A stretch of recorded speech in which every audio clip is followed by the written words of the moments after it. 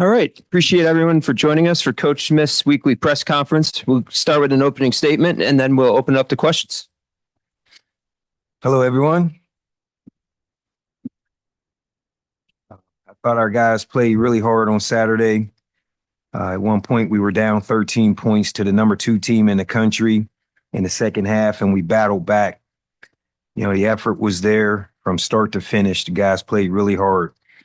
Obviously, we didn't finish the game the way we wanted. The offense had the opportunity to end it on our terms. We didn't do that. And then the defense went out in a 2-minute situation and obviously didn't get that done as well. Some positives offensively. We had 6 explosives, which is more than the last 3 games combined. I thought we did some things that no other team showed on film against Indiana, had some success there, some opportunities for growth. The middle 8, we had the turnover right before the half, and then a turnover coming out of the half, which was 10 points, which was critical to the outcome of the game. Defensively, positives. Thought our guys played really hard. I thought our defense started to take form, started to look like our old defense. Guys are being physical up front. Thought we got some pressure on the quarterback, got a couple sacks. We hit the kid all game, and that was good. We set up a score as well. Obviously, the room for growth on defense was the 2-minute defense. We played really good up until that point. Special teams overall, I think our special teams continues to be a positive for us, and we'll just continue to build on that. The negative, we had the 1 penalty at the end on a false start, so we'll get that cleaned up. We're looking forward to going up to Michigan State this week. Our guys are hungry. There's no quit in this team. The guys are excited to have a new opportunity this week. We know it's going to be a challenge, but we're focused to finish the season strong. Questions? Start with Rich Carcella, followed by Bob Flounders. Thanks, Greg. Good afternoon, Terry. How are you today? Good, thanks. Terry, you mentioned the 2-minute defense. The secondary seemed to play better overall than it did against Ohio State. So I'm wondering, how would you evaluate the secondary play, and what could the DBs have done better in those final 2 minutes? Yeah, I thought the secondary played extremely well throughout the game. They were really competitive. When you watch the game as a whole, we covered really, really well. Even the 2-minute situation, Indiana made the plays. They were tough 50-50 plays, and you had the one play on the sideline with a Davian Collins, and then obviously the game-winning touchdown. Highly contested plays. So, it's tough for the outcome to be that way, but they made plays. We didn't make the mistakes in that sense. So I thought those guys played a lot better this week. Let's go to Bob Flounders, followed by Mark Wogenrich. Hey, Terry, how are you? Hey, Bob, how you doing? I'm good. Terry, I wanted to ask you about Ethan Grunkmeyer, your young quarterback. Just the response he had. He threw that interception early in the third quarter. I think it was the second play, but he didn't hang his head. He made some plays down the field with his arm. What do you think it says about him, his response? What have you seen from him in terms of confidence emerging from the 3-game test you guys had at Iowa, at Ohio State, and against the number 2 team? And what do you think the ceiling is for him moving forward these next couple of games? Yeah, I thought Ethan was big time in the second half. When you look at the adversity coming out of the half, he threw the interception. He could have easily hung his head at that point. He battled back. He made some big throws. We started to throw the ball down the field, and he gave us a chance. He fought us back into the game. I thought his growth continues to get better. We have a quarterback for the future, and, we're going to continue to develop and push the ball down the field and give him opportunities to make plays. We have to clean up a couple things. A couple of the screens are, we want to get the ball out in front as opposed to on the back hip, just make it a little easier catch and run type situations. But those are things we'll clean up in practice. But I thought he grew up big time in the second half. We'll go to Mark Wogenrich, followed by Mike Gross. Hi, Terry. I wanted to ask you about Pat Kraft. What has the past month been like working with him now as the interim head coach? What has he done to maybe help you ease the transition to this job? And how would you describe him as an athletic director from this new perspective? Yeah, he's giving me full support. He's allowing me to make the decisions that are necessary for the football team. And he's been there. I meet with him weekly. He continues to support us, and he's done everything that I could ask. There's nothing that we need outwardly, but he's done a great job of supporting us. Let's go to Mike Gross, followed by Frank Bodani. Good afternoon, Terry. Hey, Mike. How you doing? A lot of our readers have asked us why we didn't ask you after the game about using your last timeout with 20 seconds left. So I just want to ask you about that. And also, has the mechanics of managing the game changed a little bit with the coaching change? Yeah, the timeout at the end, we got the first down and we felt like we should take a timeout to maximize our plays. We were trying to get to 3 plays if we could. And, once you get the first down, the clock automatically starts running. So even to spike the ball, you're talking a 3-second runoff is automatic, by the rules of the game. So we were just trying to maximize the number of plays that we can get. Obviously we fell short, no matter how it turned out. But yeah, that's about the 2 minute. Let's go to Frank Bodani, followed by Neil Riddell. Hi, Terry. Good afternoon to you, sir. Hey, Frank. Hi. You mentioned about how you thought that your defense started to look like your old defense again, in a sense, or got back to the way you expected it. I want to ask, why now? What changes do you think happened to make that work like that, to make it look like that Saturday? And what's the big key then going forward with the defense starting again in Michigan State? Yeah, it's a combination of things. One, we're deep into the season and we're getting a better grasp of the defense. 2, we have simplified some of the play calling of the defense. 3, we're drawing up a little bit more blitz packages to get the pressure.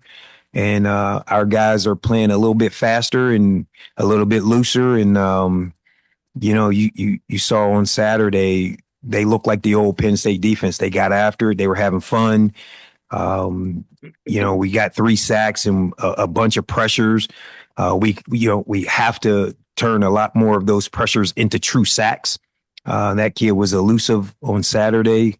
But I think our guys are starting to settle into the defense and learning it and starting to master it. And, we're putting a couple caveats in there and, putting a lot of pressure on the quarterback now. We want to continue that and build on it. Our last question from Zoom is Neil Riddell. Hey, thanks, Greg. Hey, hi, Terry. Hey, Neil. I was wondering, you mentioned after the game about better decisions on in some situations on third down. Were you talking about the calls or Ethan? What was he looking for, or what were you guys looking for on the third down before the punt? Was there something downfield that you would have instead of the dump off? Yeah, we had a downfield play call. We had a little bit of pressure and Ethan got off of his mark and then went to his check down, which is, when you're right before the half, we want to get some yards to try to score and try to get positive things going. And then worst case, you punt the ball back and, hit the check down. And unfortunately, we turn the ball over, but those things happen. And then we just got to move forward from there. We'll go to questions in the room over here on the right. Mark. Thanks for your time, Terry. What sort of strength are you drawing from Haley when you're walking into these 100,000 seat stadiums, and how much of a rock has your family kind of been? I know how close your immediate family is to you. Yeah, Haley's my everything. She's my forever child, and she's like the glue to our entire family. If the world had what she possesses, we wouldn't have any of these issues that are going on in the world. We wouldn't have war. We wouldn't have a shutdown government, things like that. She has unconditional love. She doesn't care that we lose or win. Every day I get the same hug and greeting when I walk through the door as if it's the first time she's ever seen me. And so that strength, it re-encourages me. It lifts me up. It helps me through the day, and it lets me know that this is just a game. Audrey? Sorry. Hey, Jerry, how are you? Hey, RJ. You said Saturday that you guys in the second half made the decision to throw the ball down the field. You guys made the calls. I guess why not do that earlier in the game, or were you guys trying to set stuff up in the first half and then second half you were able to take those shots? Yeah, honestly speaking, we just didn't make those play calls, and we went into halftime, and we made sure we made those calls in the second half because obviously it gave us an opportunity to succeed in the second half. And then once we started making those play calls, that's why the run splits with Nick, and it helps the run game. So we have to grow and build on that. And we're going to come out of Michigan State. We're going to be super aggressive, and we're going to mix it with some play action and run because that's our formula to success. Over here on the right, John? Hey, Terry. You mentioned the simplification over here to your right. I'm sorry. The simplification of the defense and how you made some changes going into this week. What was the process like in making those changes and whose decision was it to make them in the end? Jim Knowles is in control of the defense, and so he's running everything.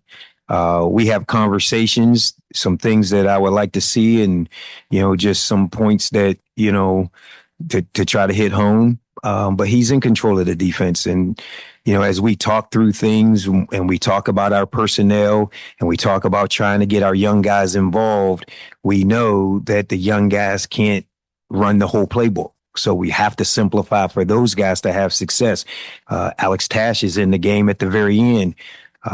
We can't have the whole playbook for him because it's just too much. And so we have to put our guys in position to succeed. And I think Jim is doing a good job with that now. Over here on the right, Tyler? Hey, Terry, thanks for spending some time with us today. Curious if you think that Chaz Coleman is going to be available this upcoming Saturday, and then another freshman defensive end, Ivan Kamaju, has played quite a bit lately. How would you describe the progress he's made? Yeah, Chaz is day to day. We're hoping to have him this week. It's an injury. So we're hoping to get him back this week. He's a big part of what we're trying to build here. Ivan is having an amazing freshman year. This kid is going to be a major part of Penn State's future. He continues to play more and more snaps, and love his development, love his work ethic, love his tenacity. He's a big, strong guy. We're just going to keep growing with him. He's going to be one of our special players here in a year or two. Over here on the right in the back, Max? Hey, Terry, I appreciate the time today. When you were talking about Grunk, you said we have a quarterback for the future here. Obviously, the situation is not lost on him or you for what this may turn into. How has your relationship with him grown, and how do you address the situation that he's in where this could all look a lot different next year? Yeah, my relationship has grown, tremendously. It's the head coach and the quarterback, your partners in crime. And, we're going through this together. We're in turmoil together. His decision-making, my decision-making impacts this entire program. And things can change come December. But right now we're just living in the present. He's getting better each day. He's preparing better each day. And I'm doing the same. I'm trying to be better for him and to try to help him just have an ease in the pocket and have presence in the pocket and deliver. We saw the second half, he really delivered that and gave us an opportunity. And I'm really looking forward to him this Saturday and seeing more growth this week. Over here on the right, Daniel. Thanks for your time today, Terry. Yeah. Ethan said after the game that after Singleton's long run, he ran up to him and told him, like, this is you, this is the old you. Why was Nick able to unlock some of that on Saturday? And what do you see from him in terms of confidence moving forward? Yeah, I think Nick is back full confident. It started in the Ohio State game for him. He had some good runs, some good performances in the Ohio State game, and then obviously a 3 touchdown show this past weekend.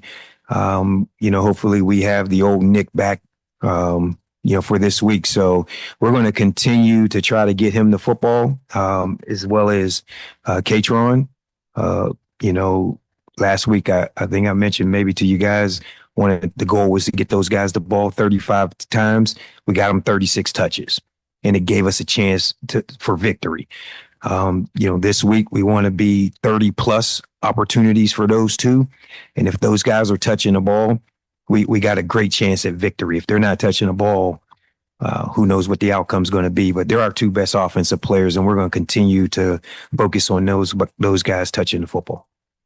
Over here in the front, Jack. Hey, Coach, how you doing? Good, thanks.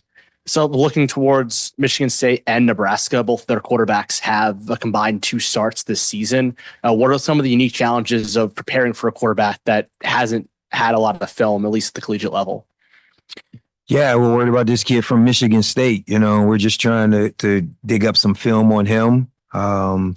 They threw for a lot of yards last week, so, we get some film. They have a tremendous receiver in the Marsh kid. He's an all Big Ten kid. He's competitive. He's big. He's strong. It seems like every week we're playing, top level receivers. So it'll be a challenge because there's just not a lot of film on him. We do have film on all the other positions. So, we feel like we can take advantage of their front. And, key to our defense is pressure, and we're going to bring the pressure this week. Over here on the right, Audrey.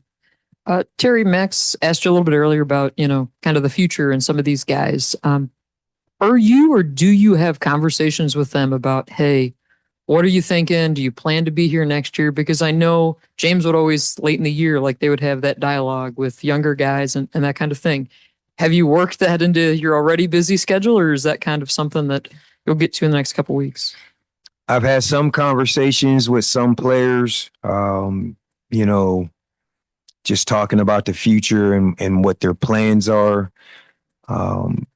Essentially the consensus right now is wait and see.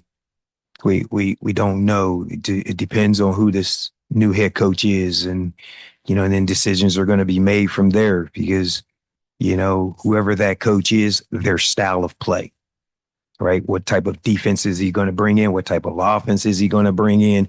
Does it fit these kids? So we're all in that wait and see. So we'll see how it all turns out. Over here on the right, Tyler.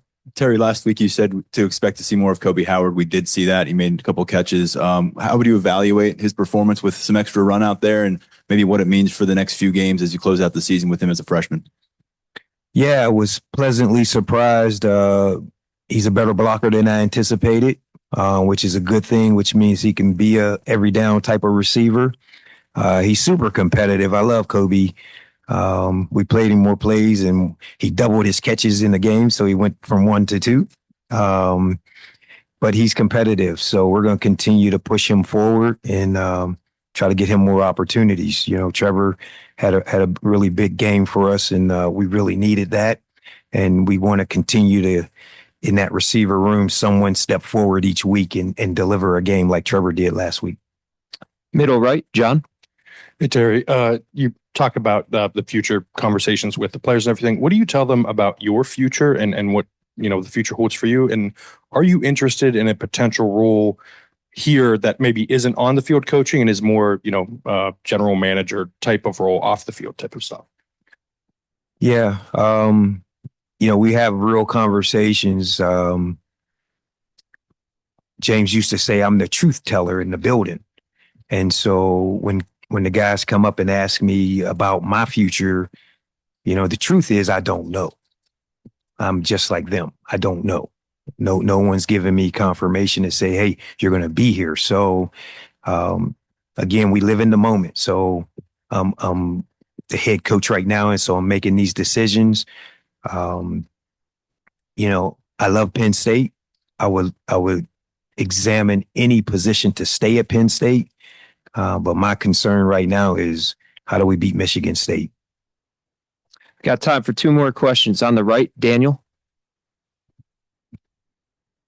Terry, we saw Darius Dixon get a decent amount of run for the first time in a while. You have him out there in one of those late game drives. What has, I guess, his arc been like this season? How have you seen him, I guess, deal with growing pains and get to the point where he was making some plays Saturday?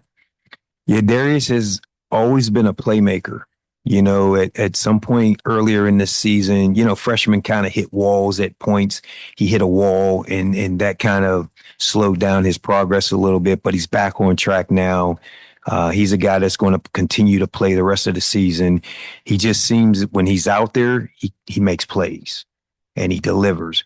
And so we got to get guys like that out onto the field. He had the strip sack and unfortunately, the ball bounced right back to the quarterback, but that's a play. That's a playmaker. And so we got to get those guys on the field because those guys have knacks to make plays and, turnovers change games. So we'll continue to develop him and get him more action. Last question over here on the right, Max. Thanks again, Terry. You guys went back to the original starting five up front on the offensive line with Nolan at right tackle and Donko at right guard. And then we did not see any of TJ. Was that an availability thing or has there been a change? Because I think we also saw Garrett Sexton for one or two snaps. Is there a change in your top group there or was it an availability thing with him? No, TJ is still a part of what we do. He was a little banged up and so wasn't quite as healthy. He was still available to play, but just was nicked a little bit. And, TJ will be part of the mix again this week. Thanks, Terry.